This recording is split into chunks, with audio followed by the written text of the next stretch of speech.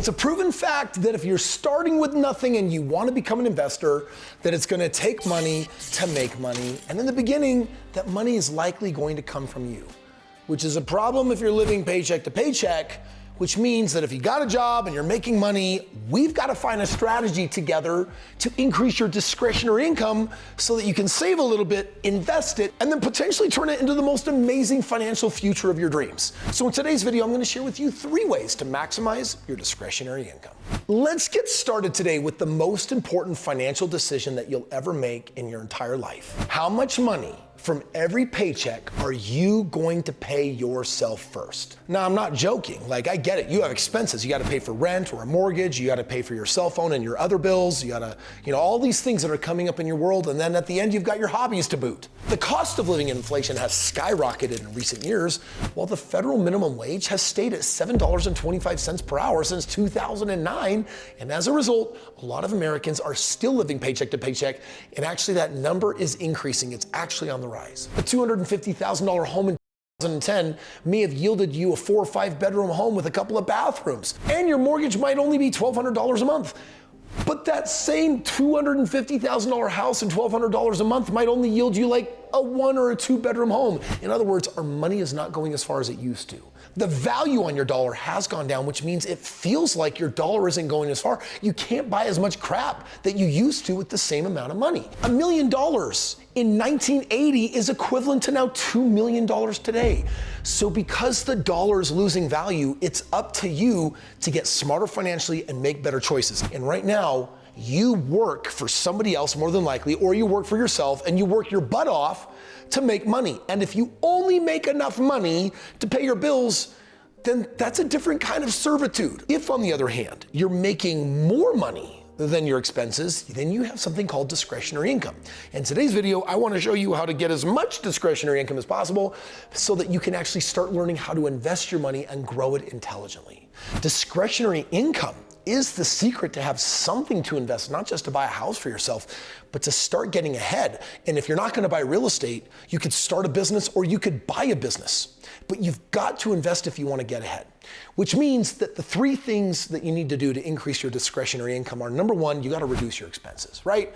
You got to negotiate some lower payments. You got to pay off your higher interest credit cards. You've got to get rid of your unnecessary subscriptions. Like, do you really need like 9 different accounts for how you like to stream movies and content? Like, we're living in a renter's nation. Doesn't sound sexy, but get a budget and then create a plan and be like, okay, this is it. We've got a plan. We're going to stick to it. We're going to set some money aside so that we can invest in something that can give us a financial future. Now, this is going to come at a slap in the face to the 27% of you that are like, dude, I don't need budgets. I don't do budgets. Like, why would I ever do something like that? Why would I ever track my crap? Well, it's because if you want to have leftover money, then you can actually go somewhere with your life. You might look at me and be like, well, Kris, that's easy for you to say. You've done $2 billion of real estate investments, or you own all of these businesses. And I'm like, don't forget, I started out poor and I did the very unsexy budgeting thing.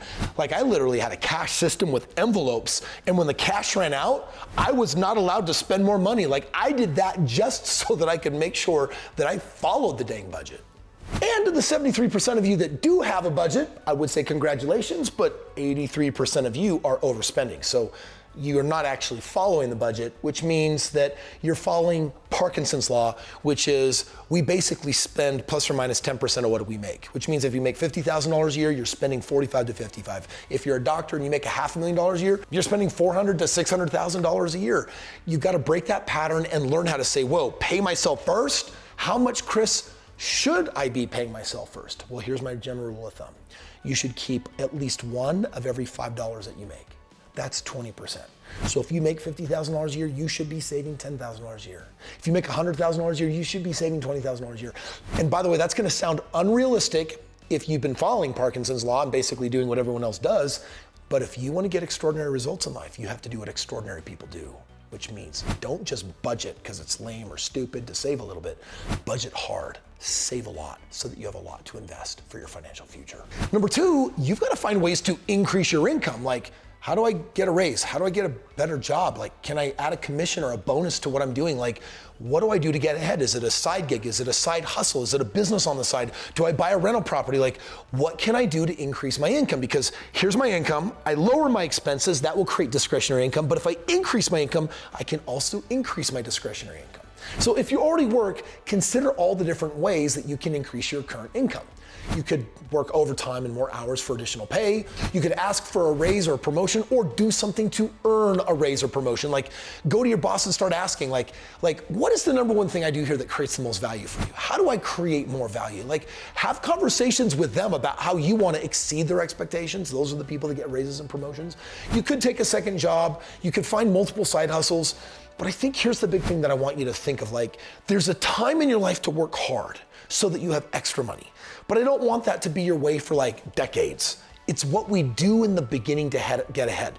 I'm not a big fan of the hustle culture of like, I gotta work, like grind it out 80, 100 hours a week. But in the beginning, like, you gotta do what you gotta do. For my wife and I, for us to save a 3% down payment on our first house, it took us 14 months. It took sacrifice. So you've gotta ask, how do I cut my expenses? How do I increase my income? So to get onto the third step, let's talk about the first two. You have increased discretionary income by cutting back on your expenses. You're making more money. Hopefully you're at least saving 20 cents on every dollar that you make, 20%. And by the way, if you're really good at saving money and you're at 20%, save 30.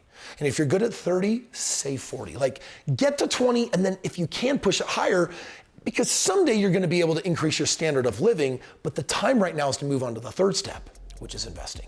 And the most important thing you can do is invest in real estate. No, it's not a 401k or an IRA or the stock market. When I invest in real estate, year over year, on my last 2,130 rentals of the last decade, I averaged 60% returns on my money. And if you're not partnered with me on your own, Forbes reports you'll at least do 10.5%, which by the way is better than a 401k, better than an IRA. In fact, there's no better ROI than you'll ever get than even on your own home, because a bank will put up 97% of the money. So buy a property to live in it. By the way, if you're renting, buy one to live in, rent it out to roommates or somebody, or buy a house with a basement apartment that you can rent out. Use the property as a means to even bring in more income and lower your largest expense. Buying a home, renting it out for long-term use, either to a family or to roommates as a short-term rental, directly through a real estate agent or through a site like VRBO or Airbnb. These are all ways for you to get ahead. My first home, it was a 3% down payment.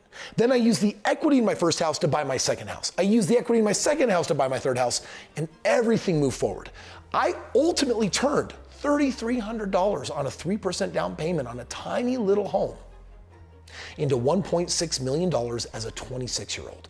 That'll happen because I created discretionary income, and that's why you want to create discretionary income. Here's the bottom line.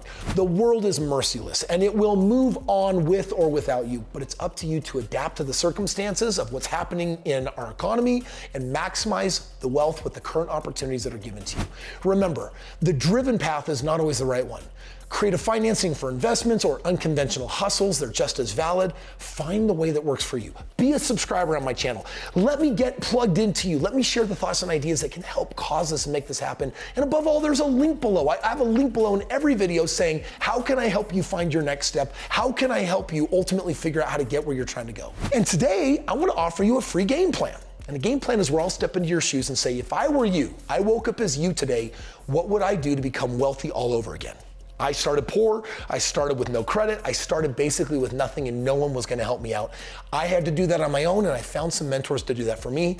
I'm willing to be your mentor. All you gotta do is click the link below and literally say, Kris, here's my phone number, and call me, contact me, learn about my situation. What would you do, Kris, if you were me, to become a millionaire all over again?